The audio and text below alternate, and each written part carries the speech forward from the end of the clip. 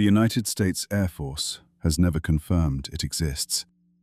The United States government has never acknowledged its name. And yet, for over 30 years, credible witnesses from Belgium to the Mojave Desert have seen the same thing in the sky. A massive black triangle.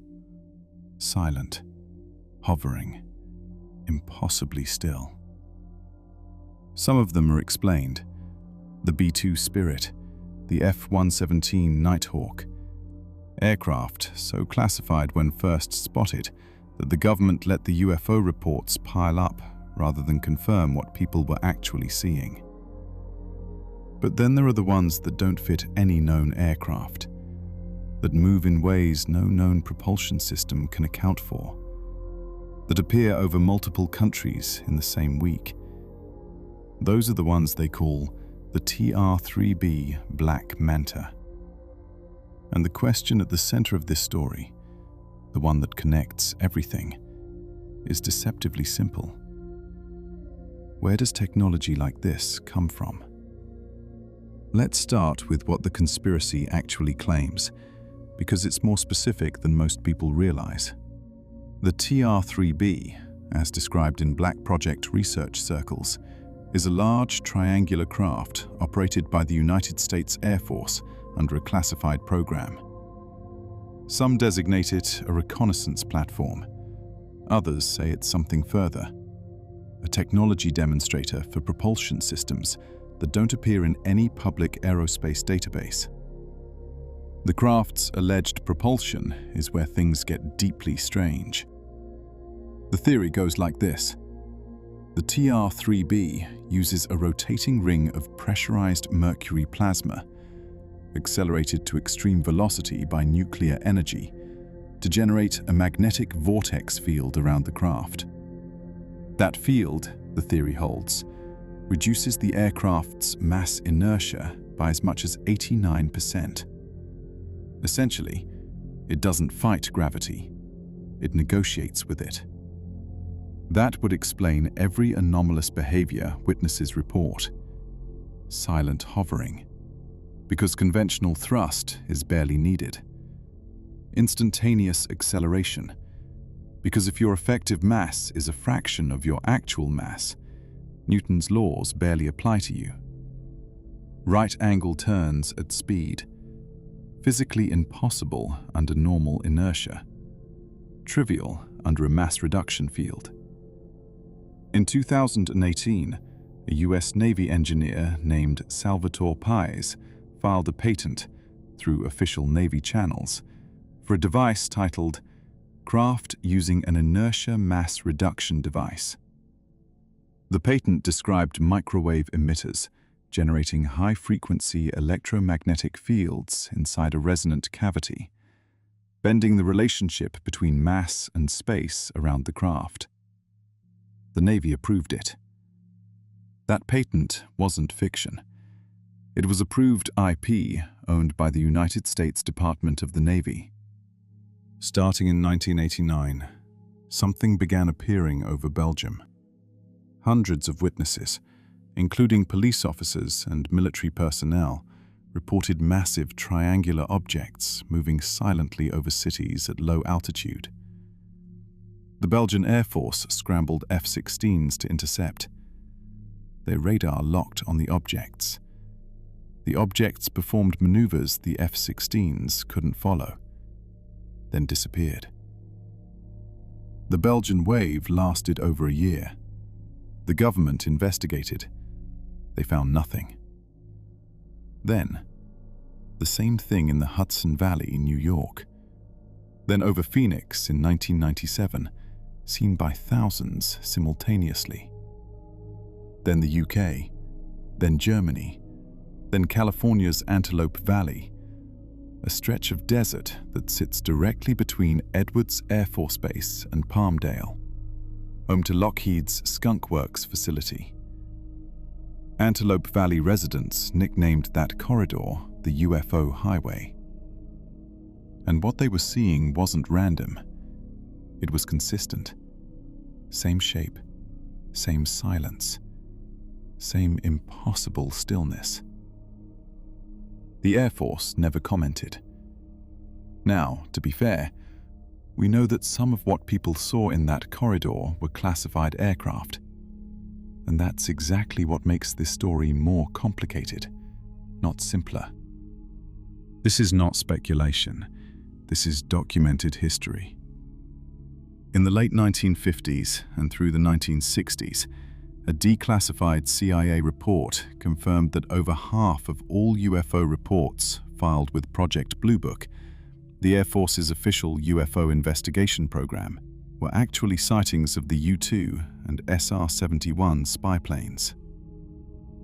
The SR-71 Blackbird. Speed, Mach 3.2, over 2,200 miles per hour. Altitude, 85,000 plus feet, the edge of the stratosphere. Radar cross-section, designed to minimize but not invisible. Shape, long, dark, alien. Nothing like anything civilians had seen. When the SR-71 flew over civilian areas during test flights, it appeared as a fast-moving silver object at impossible altitude, sometimes glowing as the airframe heated from friction. Commercial pilots reported it. Weather observers reported it. The Air Force let them, because confirming it was a spy plane was worse than letting the UFO reports stand. Then came the F-117 Nighthawk, the world's first operational stealth aircraft. It first flew in 1981. It wasn't publicly revealed until 1988. For 7 years, it flew test missions over Nevada. A bat-winged, jet-black, angular shape moving silently at night. It looked, to anyone on the ground, exactly like the triangular craft appearing in UFO reports. The Air Force's response to those sightings? Standard denial. No such aircraft, no such program. Then the B-2 Spirit, Northrop Grumman's long-range stealth bomber. First flight in 1989, the same year as the Belgian wave. Its flying wing design has a 172-foot wingspan and is almost flat to the ground. Seen head-on, it looks exactly like a classic saucer silhouette. Seen from below at night, it is completely silent, completely dark, and moves in ways that defy intuitive aircraft physics. A declassified account noted that aviation journalists watching the B-2's first public display couldn't believe it was a real aircraft, even standing on the tarmac looking at it. Here is what that history confirms, not implies, confirms. The United States government has repeatedly, officially, allowed UFO reports to stand rather than confirm classified aircraft. They have done this knowingly. They have denied aircraft that turned out to be real. They have let people be called conspiracy theorists for reporting what they actually saw. This is not conspiracy logic. This is the documented record of American aerospace history. So when someone points at a triangular craft with capabilities beyond the F-117 and the B-2 and says, "There's something out there they haven't told us about," the honest answer isn't no. The honest answer is, that's exactly how this has always worked. The United States government has repeatedly, officially, allowed UFO reports to stand rather than confirm classified aircraft. The SR-71 went from concept to operational in roughly a decade, and it was the product of Kelly Johnson and the Skunk Works team, possibly the most talented aerospace engineering group in American history. That's human ingenuity operating at its absolute ceiling. The B-2 took 20 years and cost $2 billion per aircraft. The F-117 took nearly a decade in secret. These are the timelines of extraordinary but explicable human engineering.